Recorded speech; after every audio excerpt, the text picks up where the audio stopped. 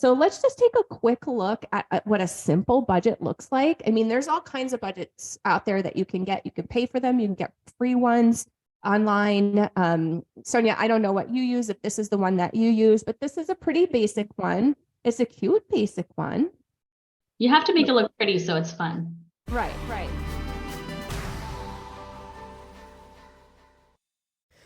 Hey y'all, Katie here, and welcome to Make Dollars Make Sense, the podcast that helps you teach your child financial literacy.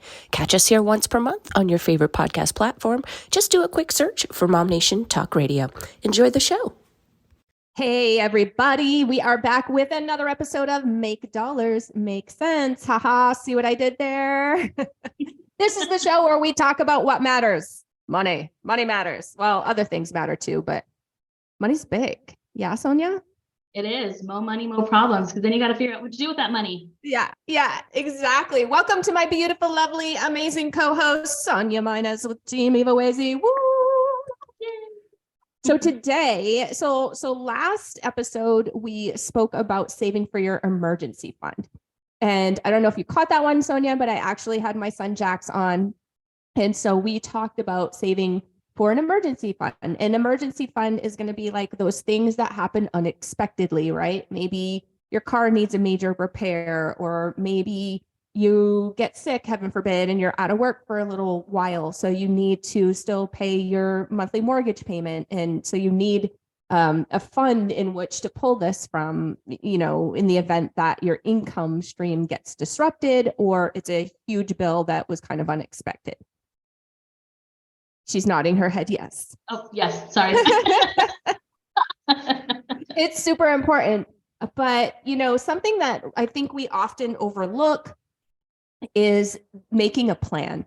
And a basic money plan, yes, you can have your investment plans, you can have all these other kind of things, but your basic plan is really going to be your budget. Mm-hmm.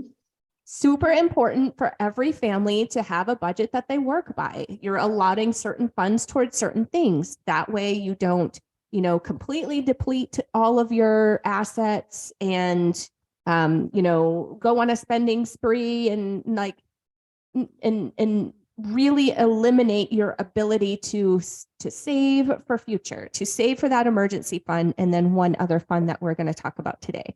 So let's just take a quick look at what a simple budget looks like. I mean, there's all kinds of budgets out there that you can get. You can pay for them. You can get free ones online.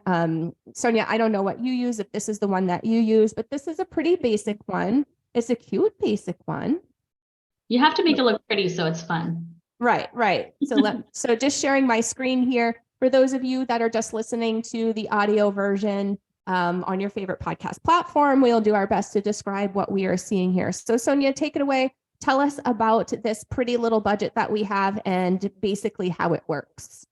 Yeah, so this one is super simple, but it does cover all grounds. So you have your income sources, because sometimes you have some more income than what your job is. So you might have child support, you might have alimony, there's a few things in there from a side job. So you want to have all of your income, and then you have all of your expenses, and then you have your savings. Now, and then you have your emergency budget below, which Katie went over on the last show. So this is your basic, when you just want to get started, your basic budget. This one helps a lot whenever, like, I was a single mom for a while. I was a server, didn't really have I didn't have a lot to put towards savings, but whenever I did my budget with food and all that good stuff, it was nice to kind of have it all, just have it all written out. And then I was going to go over a couple cool things about a budget that'll help you. It'll help you pretty much allocate your funds. So one thing that's really cool is called zero-based budget. So a zero-based budget is really having every dollar have a home.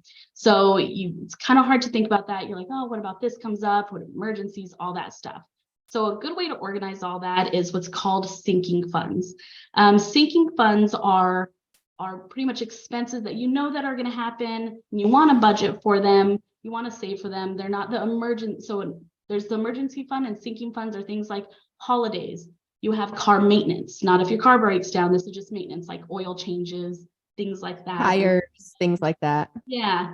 Holidays. What else do I have here? Birthday gifts. You could allocate however much money, and it's good to have all of these allocated and listed. Great. So there's a couple ways that you could do this. One of the really popular ways right now that I've seen all over TikTok they're called envelope stuffing, where you get cash and you literally have this little binder thing and you have everything labeled, and you sit down whenever you get your paycheck every week or every 2 weeks, and you allocate all of those dollars to every single envelope. Another thing that you could do if you're like me and I'm scared to lose that is so if you have Wells Fargo or Chase or even credit unions in your savings account, they have these bucket folders within your savings, and you can actually allocate it that way so it's more digital. I feel safer that way.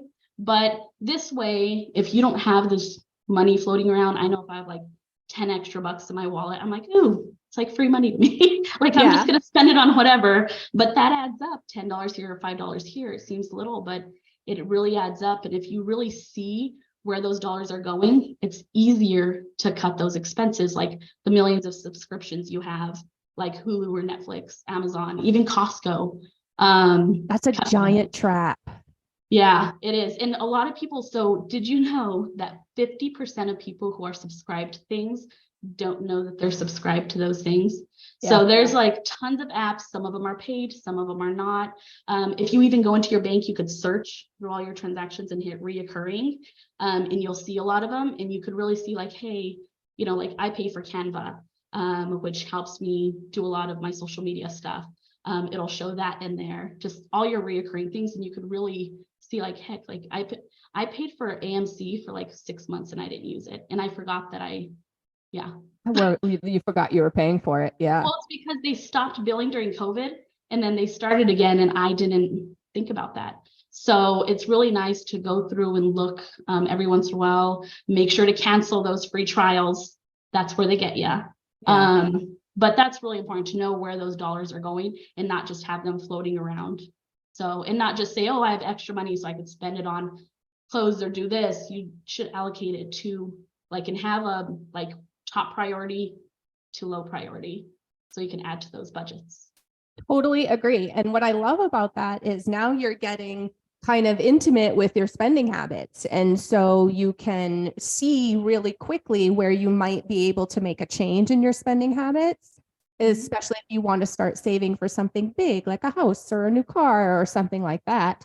Then you can really see, oh, okay, I go to Starbucks way too much. I can cut that back to once a week. And all of a sudden, boom, I have a down payment for a house. Yeah, pretty soon.